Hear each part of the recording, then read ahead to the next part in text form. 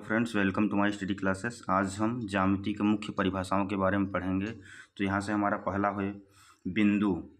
पहला है हमारा बिंदु, पॉइंट इन ज्योमेट्री। बिंदु को हम पॉइंट बोलते हैं। तो ज्योमेट्री की भाषा में हम इसको पढ़ेंगे, क्या होता है इसकी परिभाषा। यह समतल में एक स्थिति को बताने के लिए एक सूक्ष्म चिन्ह है। यह समतल में एक स्थिति को बताने के लिए एक सूक्ष्म चिन्ह है। इसमें न तो लंबाई होती है और न ही चौड़ाई होती है। न तो इसकी लंबाई होती है और न ही इसकी चौड़ाई होती है। बिना आकृति व आकार वाले, बिना आकृति व आकार वाले गणित सांकेतिक चिन्ह को बिंदु कहते हैं। बिना आकृति व आकार वाले, इसकी न तो कोई आकृति होती है न इसका कोई आकार होता है। एक बिंदु को हम ऐसे दर्शाते हैं, एक छोटा सा पॉइंट होता है, न तो इसकी कोई मोटाई होती है न तो इसकी लंबाई होती है। और नेक्स्ट है हमारा रेखा। इसको इंग्लिश में बोलते हैं लाइन। रेखा वह ज्यामितीय आकृति जो बिंदुओं से मिलकर बनी हो, जो बिंदुओं से मिलकर बनी हो तथा जिसमें लंबाई होती है, तथा जिसमें लंबाई होती है किंतु मोटाई नहीं होती, किंतु मोटाई नहीं होती, रेखा कहलाती है। तो हमारे यहाँ से रेखा का डायग्राम हो जाएगा ये। इसको हम अनंत तक बढ़ा सकते हैं, इधर भी हम इसको अनंत तक बढ़ा सकते हैं। तो ये हमारा हो गया रेखा, लाइन। इसको इंग्लिश में बोलते हैं लाइन।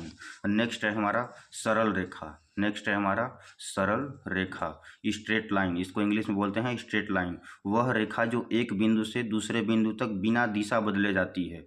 वह रेखा जो एक बिंदु से दूसरे बिंदु तक बिना दिशा बदले जाती है, सरल रेखा कहलाती है। यहाँ से हम दूसरे शब्दों में सरल रेखा की परिभाषा हो जाएगी, दो बिंदुओं के बीच की न्यूनतम दूरी। दो बिंदुओं के बीच की न्यूनतम दूरी भी क्या कहलाती है, हमारी सरल रेखा कहलाती है। जैसे हम यहाँ से दो बिंदु ले लें, ए, एक पॉइंट हो गया ए और दूसरा हो गया हमारा बी पॉइंट। तो ए और बी के बीच की न्यूनतम दूरी, जो हमारी न्यूनतम दूरी होगी वही हमारी सरल रेखा कहलाएगी। तो ए और बी के बीच की दूरी होगी वह सरल रेखा कहलाएगी।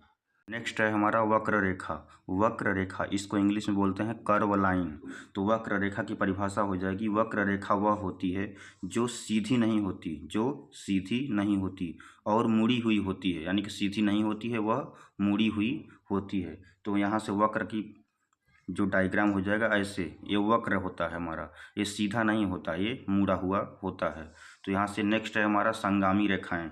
नेक्स्ट है हमारा संगामी रेखाएं। इसको इंग्लिश में बोलते हैं कॉन्करेंट लाइंस। Concurrent lines. तो समतल में तीन या उससे ज़्यादा रेखाएं, समतल में तीन या उससे ज़्यादा रेखाएं जो एक ही बिंदु से होकर गुजरती हैं, जो एक ही बिंदु से होकर गुजरती हैं, उन्हें संगामी रेखाएं कहते हैं। समतल में तीन या उससे ज़्यादा रेखाएं जो एक ही बिंदु से होकर गुजरती हैं क्या कहलाती हैं, संगामी रेखाएं कहलाती हैं। तो यहाँ से संगामी रेखा का जो हमारा आकृति हो जाएगी, जैसे एक बिंदु हो गया तो इसी बिंदु से होकर ढेर सारी रेखाएं क्या हो, गुजरें, तो ये क्या हो जाएंगी, संगामी रेखाएं कहलाती हैं।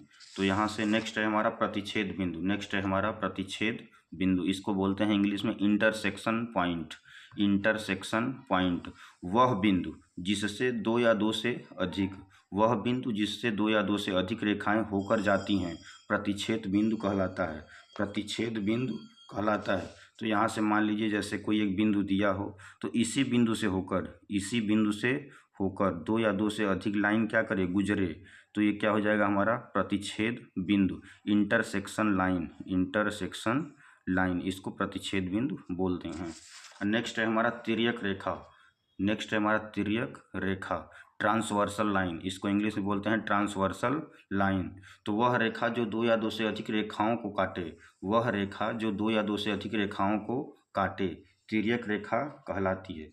जैसे हमारे यहाँ पे दो रेखा हो गई, एक रेखा और दो रेखा, इसको एक तिर्यक के रूप में ऐसे काटे तो ये हमारी जो रेखा होगी वो तिर्यक रेखा कहलाएगी, ट्रांसवर्सल लाइन। ये हमारा जैसे ए रेखा है, ए बी रेखा है, तो ये समांतर भी हो सकता है और समांतर नहीं भी हो सकता है।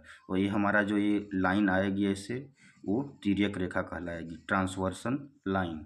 वीडियो अच्छा लगा हो तो चैनल को सब्सक्राइब करें। ओके, धन्यवाद।